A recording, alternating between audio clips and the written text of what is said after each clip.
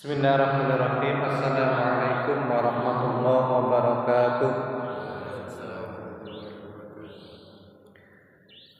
Innal hamdalillah nahmaduhu wa nasta'inuhu wa nastaghfiruh wa na'udzu billahi min shururi anfusina wa min sayyiati a'malina. May yahdihillahu fala mudilla lahu wa may yudlil fala hadiya lahu. Wa ba'du. Anak-anakku semua, alhamdulillah kita di pagi hari ini bisa berkumpul kembali mengadakan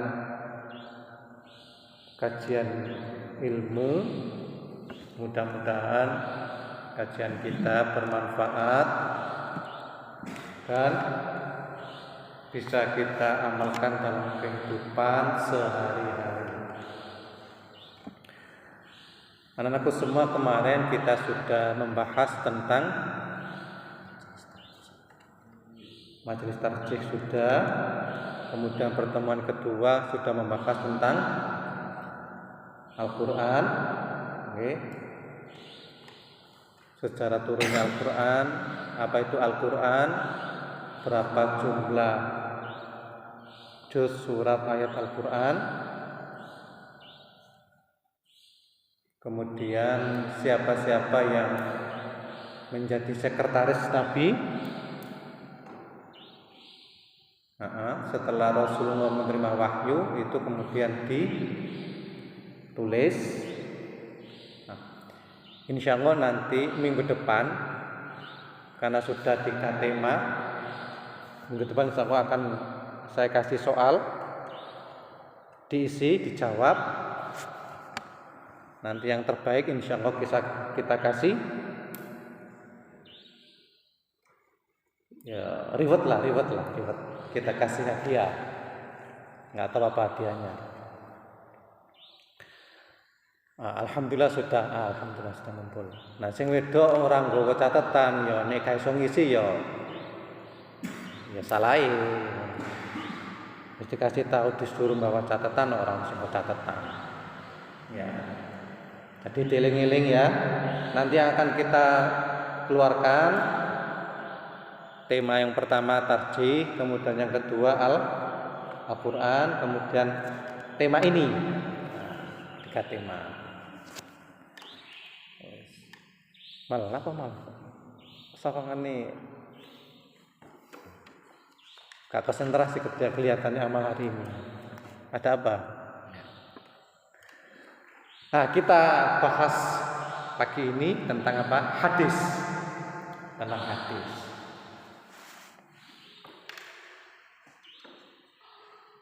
Kita harus tahu bahwa sumber agama kita ini kosong. Siapa ini? Oh, Nopal. Kita harus tahu bahwa sumber agama kita itu ada berapa? Ada 2, yaitu Al-Quran dan hadis. Al-Quran sudah kita terangkan kemarin. Hari ini kita terangkan hadis. Apa itu hadis? Hadis adalah ucapan Nabi, perkataan Nabi sama dengan ucapan, sabda Nabi, perbuatan Nabi,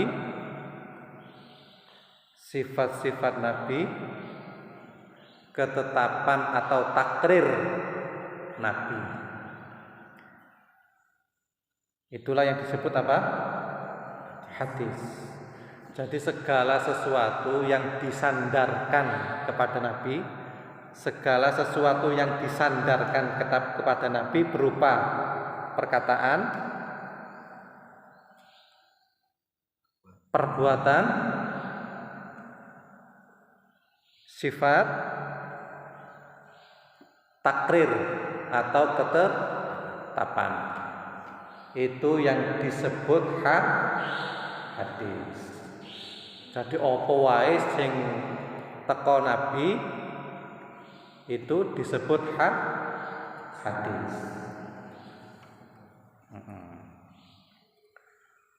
Contoh perkataan Nabi, umpamane Nabi dawuh, innamal a'malu binniyat. Nah, kan ana hadis begitu toh. Segala sesuatu itu dimulai dengan niat. Nah, itu contoh Rasulullah ngomong kemudian didengarkan oleh sahabat. Ada lagi contoh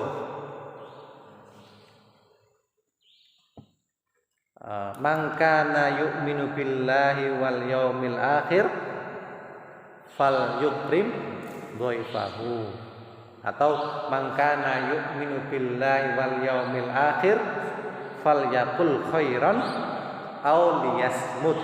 Nah, itu contoh perkataan Nabi. Rasulullah dawuh, siapa yang beriman kepada Allah, beriman kepada hari akhir, fal yukrim dhaifahu, maka muliakanlah. Yukrim dhaifahu, dhaifa apa dhaifah? Tamunya. Fal yukrim dhaifahu, maka muliakan tamunya. Nah, itu contoh ucapan Nabi. Atau man kana yu'minu billahi wal yaumil akhir falyaqul khairan aw liyasmut. Siapa yang beriman kepada Allah dan hari akhir, falyaqul, maka ngomonglah dengan baik, aw liyasmut, ning gak iso ngomong apik yo menengo. Nah, itu contoh hadis Nabi dalam bentuk apa? Ucapan Nabi. Nabi ngomong, Nabi dawuh, kemudian didengarkan oleh apa?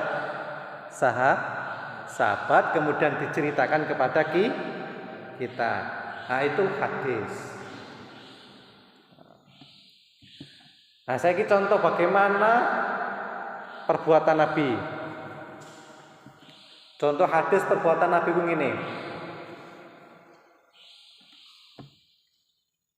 Kana Rasulullah sallallahu alaihi wasallam yatawaddau salasan.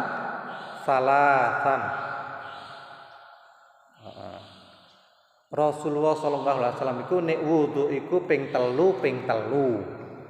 Nah, jadi Rasulullah wudu kan berbuat toh, kan ngomong kan?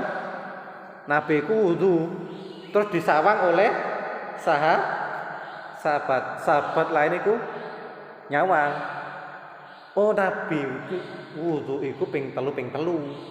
Ping tangan telu. Wajah 3 kali, membasuh kaki 3 kali. Nah, ngono. Nah, itu contoh perbuatan Nabi. Sahabat itu apa sih? Sahabat itu apa sih? Sahabat itu apa? Siapa sahabat itu?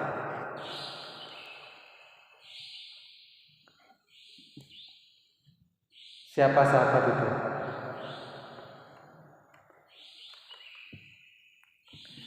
Sahabat itu adalah orang yang pernah ketemu Nabi, walaupun hanya sekilas bertemu Nabi, orang yang bertemu Nabi masuk Islam dan meninggal dalam kondisi Islam. Itu disebut siapa? Sahabat Nabi. Dan semua para ulama hadis sepakat bahwa ucapan sahabat itu bisa diterima.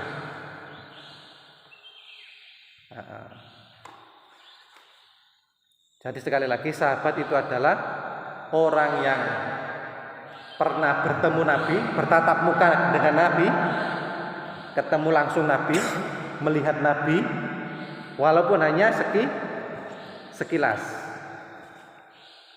Terus dia masuk Islam meninggal dalam kondisi Islam.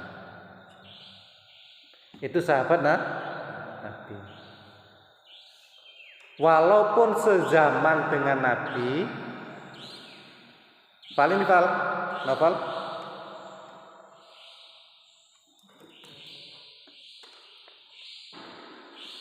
Walaupun sezaman dengan Nabi, walaupun sudah masuk Islam, tapi kalau tidak pernah ketemu Nabi, itu tidak disebut sahabat. Tak baleni maneh. Walaupun sezaman dengan Nabi, hidupnya itu sezaman dengan Nabi,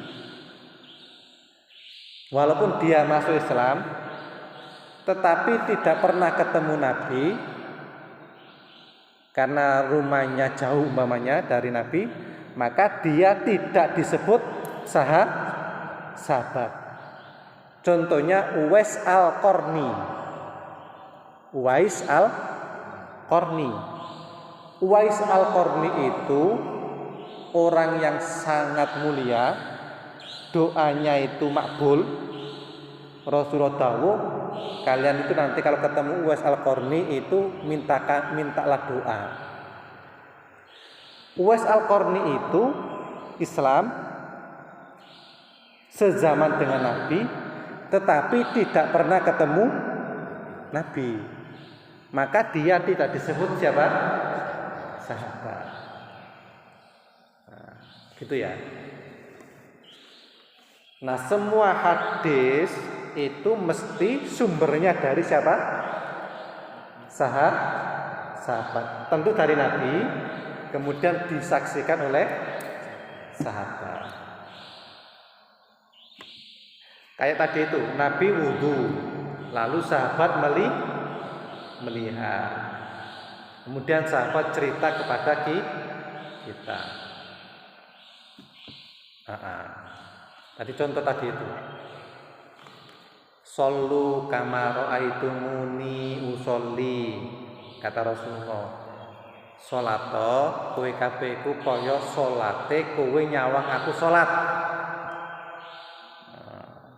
Itu contoh hadis apa? Hadis perbuatan Nabi. Karena Rasulullah sallallahu alaihi wasallam yatawaddu salasan. Rasulullah sallallahu alaihi wasallam kalau wudu itu 3 kali. Nah, itu contoh hadis dalam bentuk apa? Perbuatan fi'liyah. Ini yang pertama mau ucapan atau qauliyah.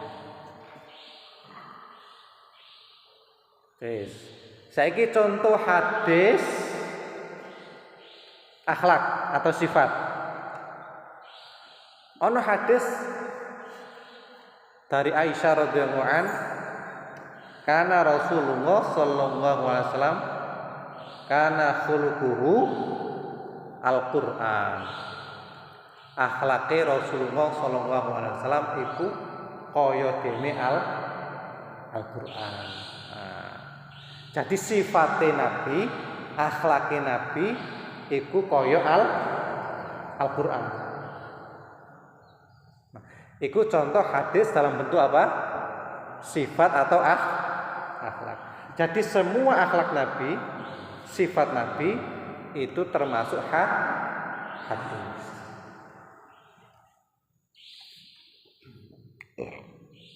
Nah, kemudian contoh hadis takrir. Takrir itu ketetapan Nabi. Ada suatu perbuatan dilakukan oleh sahabat, tapi sahabat diam saja. Itu disebut apa? Takrir atau ketetapan. Dan itu termasuk hadis. Contoh, suatu ketika Rasulullah SAW itu jalan-jalan bertamu dengan Khalid bin Walid ke rumah istri beliau Maimunah. Khalid bin Walid itu siapa? panglima perang. Ya. Khalid bin Walid itu panglima perang, biasa di luar, biasa di medan perang. Tidak ada satupun peperangan yang dipimpin Khalid bin Walid dia kalah. Balik di mana? Tidak ada satupun peperangan yang dipimpin oleh Khalid bin Walid kemudian dia kalah, walaupun musuhnya itu sangat banyak.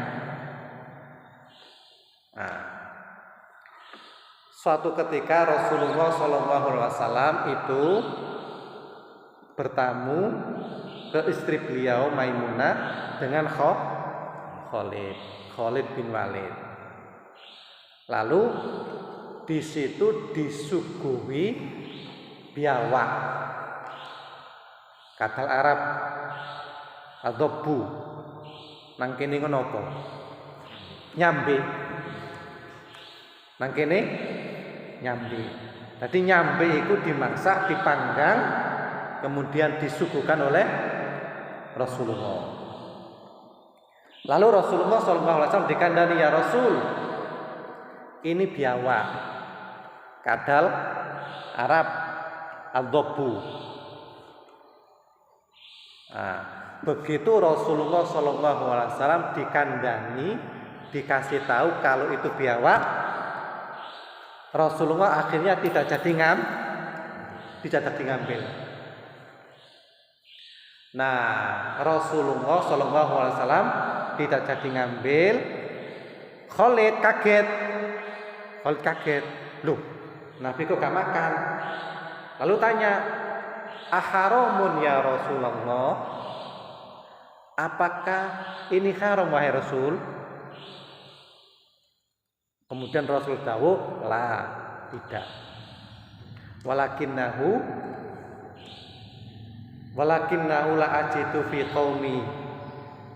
Tetapi saya tidak pernah menemui biawak ini di tempat saya, kata Rasulullah. Lalu Khalid bin Walid makan, fakal tuhu. Lalu Khalid bin Walid kemudian makan. Wa Rasulullah SAW yang duru ilaihi. Lalu Rasulullah SAW melihat Khalid bin Walid makan. Nah, Rasulullah SAW membiarkan Khalid bin Walid makan. Itu adalah bentuk Rasulullah SAW menyetujui apa yang dimakan oleh Khalid. Itu menunjukkan biawak itu halal dimakan. Seandainya biawak itu haram, tentu Rasulullah mencegah. Tidak boleh Khalid makan. Nah, itu contoh takrir. Contoh takrir. Rasulullah SAW membiarkan Khalid makan biawak, walaupun Nabi tidak makan karena Nabi tidak suka. Oh, itu contoh takrir. Contoh takrir. Bisa dipahami? Jadi segala sesuatu perbuatan yang dibiarkan oleh Rasul itu termasuk takrir.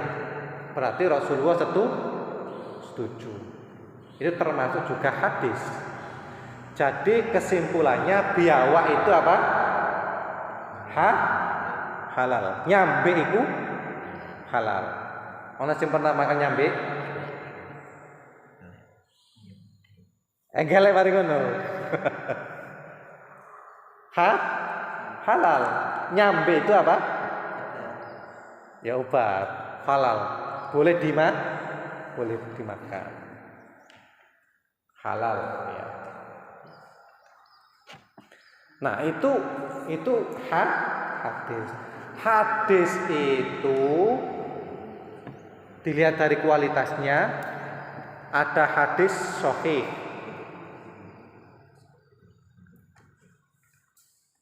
Hadis sahih itu berarti hadisnya bagus.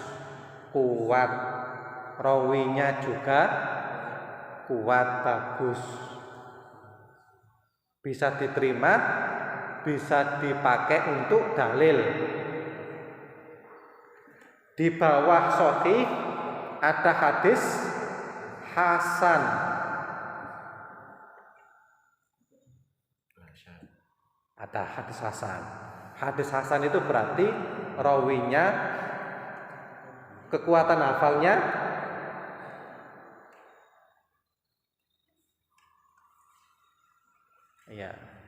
kekuatan hafalannya lebih kurang dibanding hadis sahih. Kemudian di bawahnya lagi ada hadis apa? Dhaif, hadis lemah. Hadis dhaif itu berarti rawinya yang meriwayatkan hadis itu tidak bisa dipercaya. Omongane gampang goro, hafalane tidak kuat, kadang-kadang lali. Nah, iku wong sing nggawa hadis, sing meriwayatkan hadis ngono iku, maka hadisnya disebut hadis apa? Dhaif. Hadis dhaif tidak boleh dipakai dalil.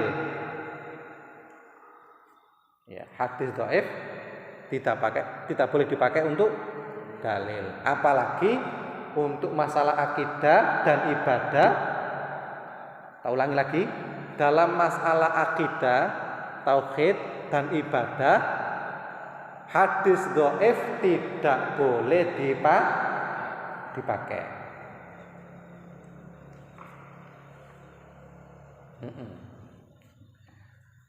Kemudian yang terakhir, urutan terakhir itu hadis maudhu,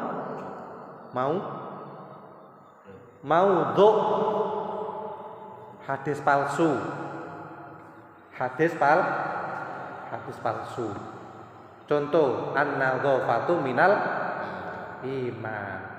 Itu hadis apa? Palsu. Hadis palsu. Berarti itu bukan hadis. Ini ono tulisan an-nadhafatu minal iman. Itu bukan hadis. Hubbul watol minal iman. Itu juga bukan hadis. Termasuk hadis maudhu. Otomatis tidak boleh dipakai sebagai dalil. Jadi dalam masalah akidah dan ibadah kita harus memakai hadis apa? Sahih, atau paling enggak hadis hasan. Ibadah itu apa sih? Contohnya apa? Sholat, haji, zakat, puasa, zikir, doa. Nah itu tentang apa tuh? Ibadah. Nah kalau bahas tentang sholat, zakat, puasa, haji, zikir, terus apa lagi? Doa. Itu kita harus menggunakan hadis apa? Sahih.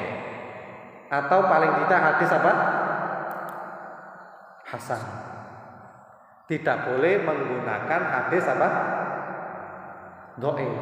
Jadi kalau kita membahas tentang sholat, tata cara sholat, tata cara wudhu, maka hadis-hadisnya semua harus hadis sahih. Kalau ada hadis dhaif, jangan dipakai. Tidak boleh. Nah, terakhir yang saya sampaikan, Swiss aman. Terakhir saya sampaikan, hadis itu ada dua unsur. Hadis itu ada dua unsur. Satu, riwayat.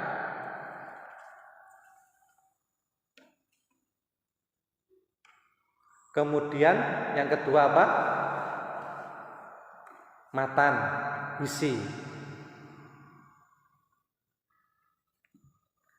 Riwayat itu berarti apa? Orang-orang yang membawa apa? Hadis. Rawi disebut rawi. Orang yang membawa hadis, orang yang menceritakan hadis disebut apa? Rawi. Riwayat hadis. Contoh, Rasulullah SAW dawuh,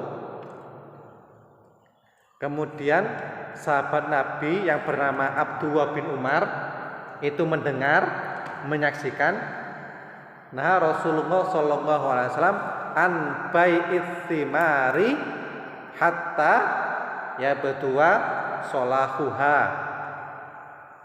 Anu hadis ngono. Rasulullah SAW melarang kita jual beli buah di atas pohon sehingga buah itu sudah nampak mateng, tua. Jadi nek ana buah kentil kok didol iku gak oleh. Rasulullah melarang. Harus jelas dulu buahnya. Wis tuwa, ukurane sakmene gedene, rupane sakmene. Nah itu baru boleh dijual. Nah itu. Nah, hadis ini kemudian didengar oleh sahabat Nabi bernama Abdullah bin Umar. Abdullah bin Umar kemudian menceritakan kepada pembantunya yang disebut Nafi, yang bernama Nafi.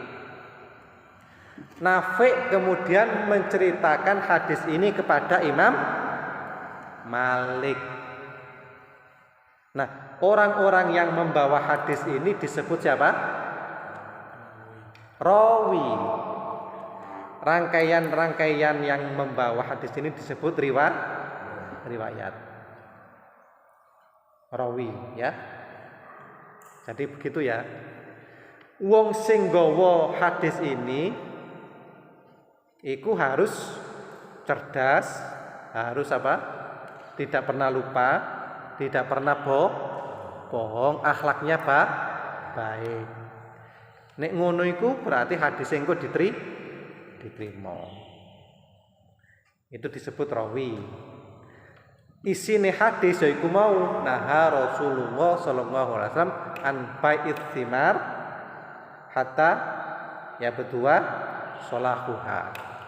Itu disebut matan atau isi hadis. Nah, anak-anakku itu sekilas tentang hadis. Ilmu dalam Islam yang paling sulit itu adalah ilmu hadis. Jadi yang paling sulit dalam Islam itu adalah ilmu tentang apa? Hadis. Karena meneliti perilaku orang yang membawa hadis.